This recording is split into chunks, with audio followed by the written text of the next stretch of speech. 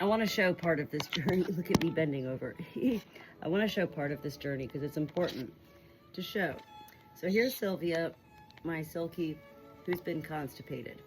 This morning, it's now like we're almost at the 4 o'clock hour. This morning I took her out, put my finger in her vent, cleared her out, and she was hooping and hollering and enjoying life.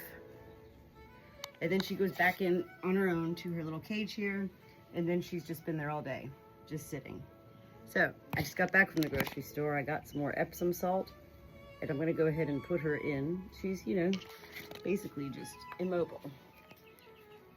And these are things, if you don't take care of them, that can become deadly, fatal. Let's go ahead and see, can we get you in here nice and just, does that feel good? Does that feel good, Silvia? I just want you to sit here and enjoy the nice Epsom salt soak for another, 10 minutes or so.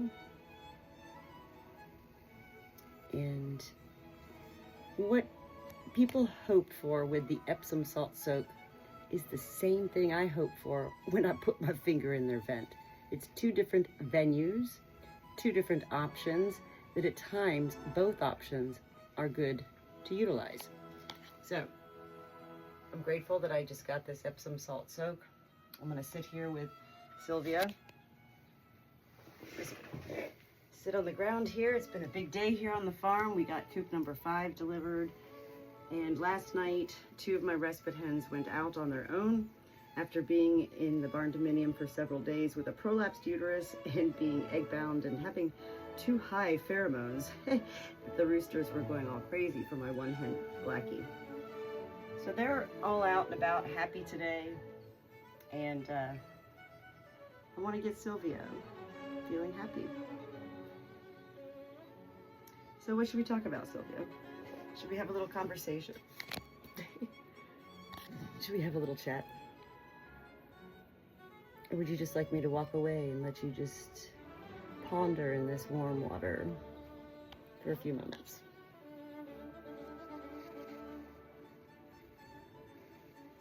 What I continue to learn from animals is what animals continue to teach me about humans. And animals are much more amazing than humans. And yet animals don't have the words and means to express themselves in such ways that humans do.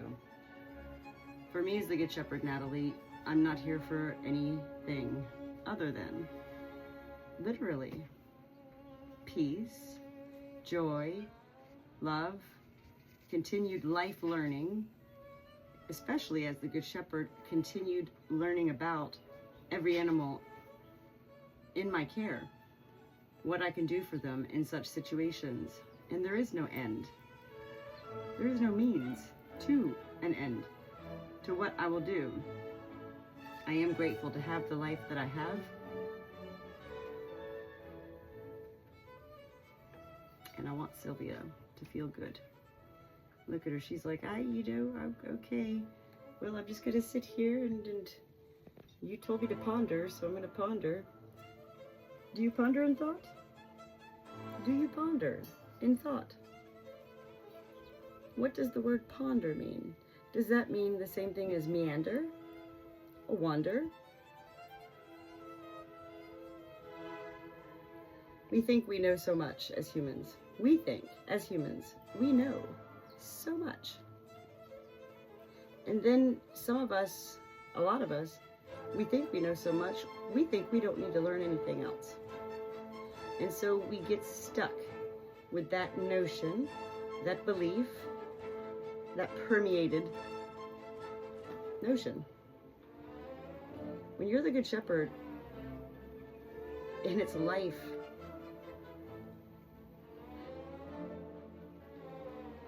and that's what I mean.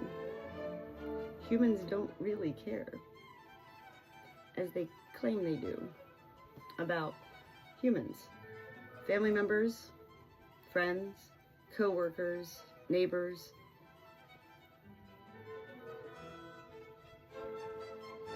And it is a shame. And, these are all parts of my journey as the Good Shepherd Natalie. in continuing to learn that what I share is not going to always go over well with anyone. And yet I'm not here to make life go well for anyone. That's up to you. That's up to each our own to make that life be well. I continue to be in AWE of how well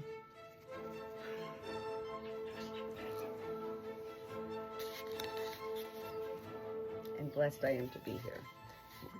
Nora, what are you doing up there? Sylvia, we're just gonna hang out for a little bit, okay?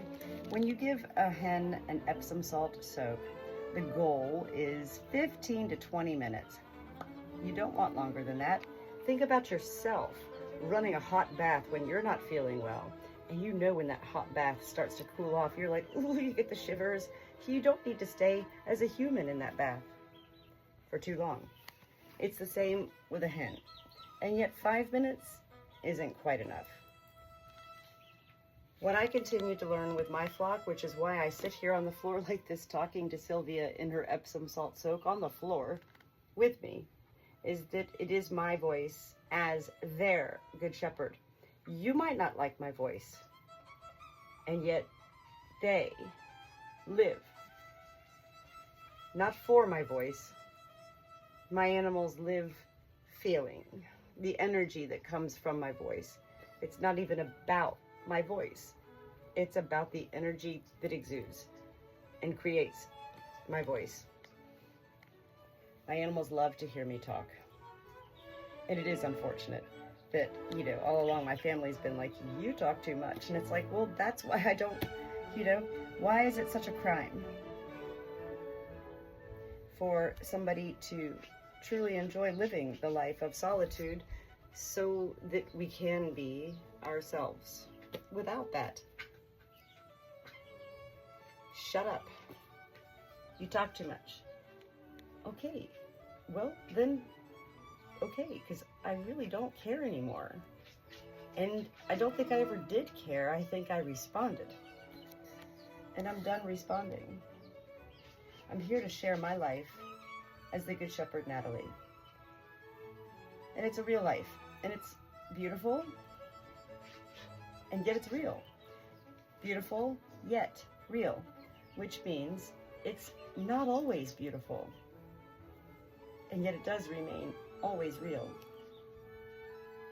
This is hard. I'm not talking about Silvia right now.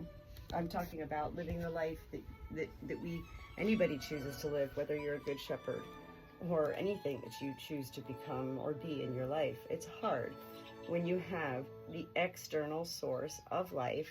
We're always going to have, whether it is family or friends or coworkers, neighbors, whoever else, that they don't get it.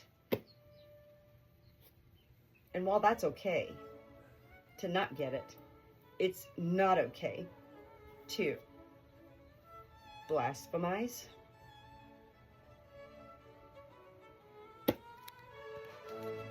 literally.